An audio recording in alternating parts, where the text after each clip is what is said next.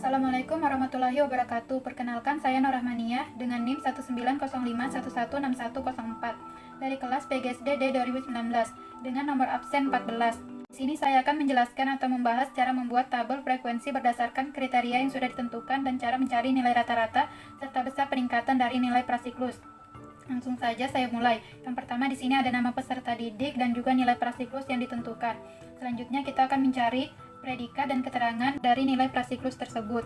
Nah, untuk mencari predikat, kita menggunakan rumus sama dengan if buka kurung C6 lebih besar sama dengan 90, tanda petik 2 sangat baik, tanda petik 2, if buka kurung C6 lebih besar sama dengan 80, tanda petik 2 baik, tanda petik 2, if buka kurung C6 lebih besar sama dengan 70, tanda petik 2 cukup, tanda petik 2, if buka kurung C6 lebih besar sama dengan 60, tanda petik 2 kurang, tanda petik 2, tanda petik 2 sangat kurang, tanda petik 2, lalu tutup kurung. Atau bisa dilihat inilah rumusnya. Nah, setelah itu akan muncul predikatnya. Ini adalah predikatnya sangat kurang. Nah, untuk mencari nilai predikat semua prasiklus ini bisa kita tarik dengan cara menariknya ke bawah, dan inilah predikat yang akan muncul. Sedangkan untuk mencari keterangan menggunakan rumus sama dengan if buka kurung C6 lebih besar sama dengan 70, tanda petik 2 tuntas, tanda petik 2, tanda petik 2 belum tuntas, tanda petik 2 tutup kurung.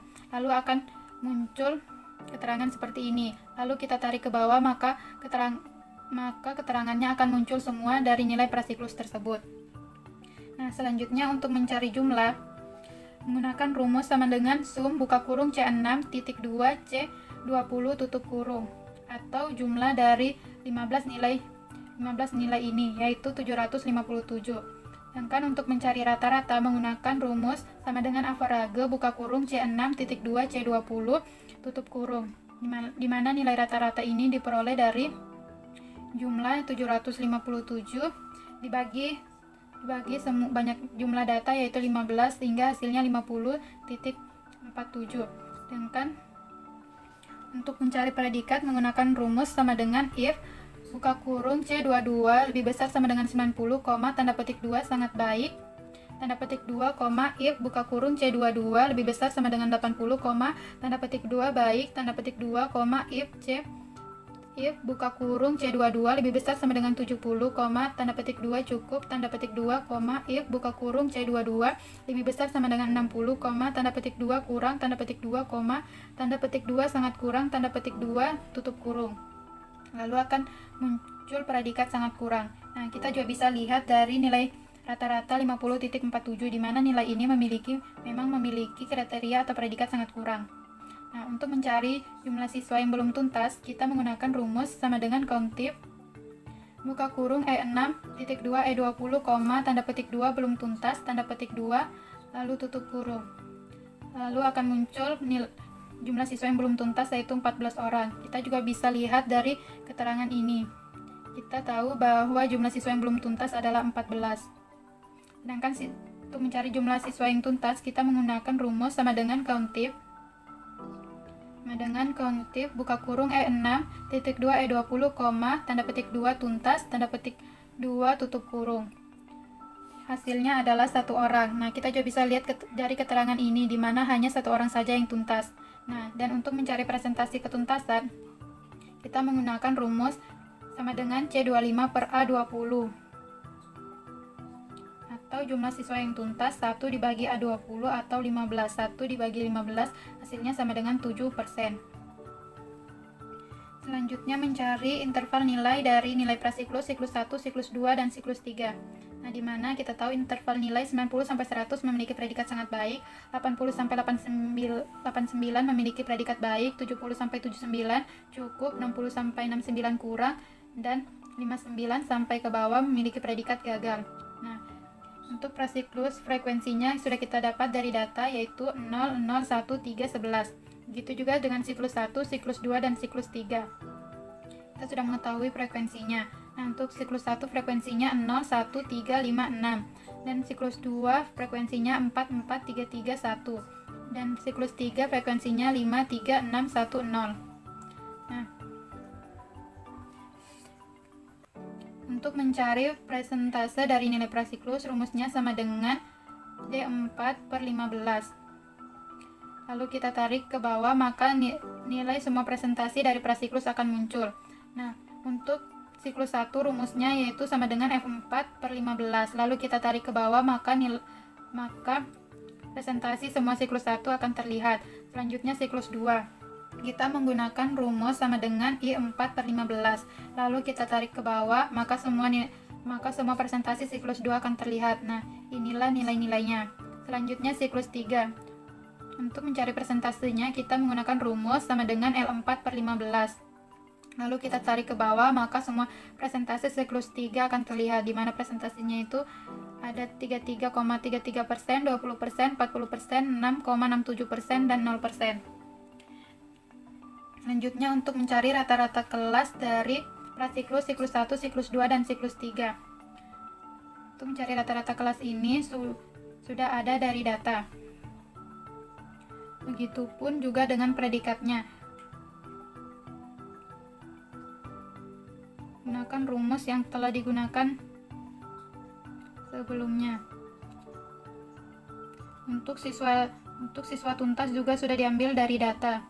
Nah, untuk mencari presentase dari prasiklus menggunakan rumus sama dengan D11/15. Untuk siklus 1 menggunakan rumus sama dengan F11/15. Selanjutnya untuk mencari presentase dari siklus 2 menggunakan rumus sama dengan I11/15. Untuk siklus 3 menggunakan rumus sama dengan L11/15. Hingga hasil dari prasiklus, siklus 1, siklus 2, dan siklus 3 sebagai berikut: 6,67%, 26,67%, 73,33%, siklus 3 93,33%.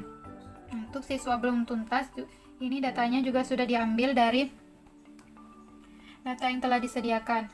Nah, untuk mencari presentase dari siswa yang belum tuntas, untuk prasiklus memiliki rumus sama dengan D13/15. Untuk mencari presentase siklus 1 menggunakan rumus sama dengan F13/15. Sedangkan siklus 2 menggunakan rumus sama dengan I13/15. Dan yang terakhir, untuk mencari presentase dari siklus 3 menggunakan rumus sama dengan L13/15. Selanjutnya kita akan mencari peningkatan.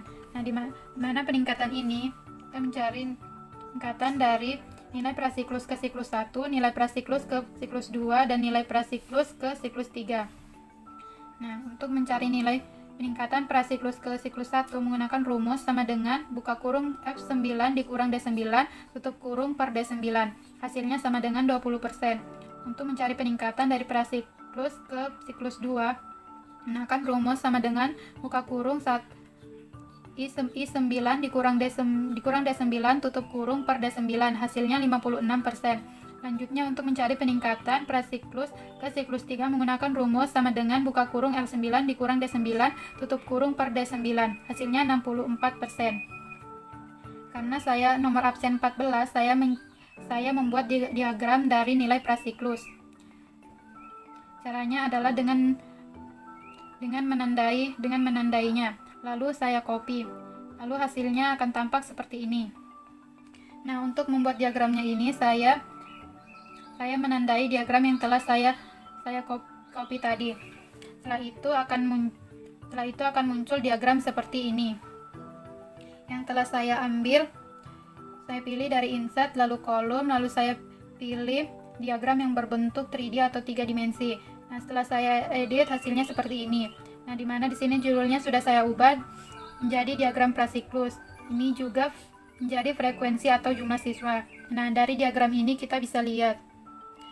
Diagram ini mewakili isi dari tabel ini atau isinya itu sama dengan sangat mewakili.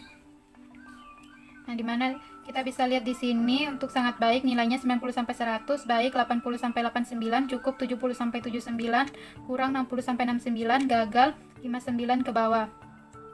Atau dengan nilai 59-59 ke bawah. Nah, untuk prasiklus frekuensi memiliki warna biru, prasiklus presentasi memiliki warna merah. Di mana prasiklus frekuensi memiliki nilai 0, 0, 1, 3, 11. Sedangkan pada siklus persentase memiliki nilai 0%, 0%, 7%, 20%, dan 73%. Itulah tadi tutorial dari saya. Sekian penjelasan dari saya. Apabila saya ada salah, saya mohon maaf. Saya akhiri. Wassalamualaikum warahmatullahi wabarakatuh. Terima kasih.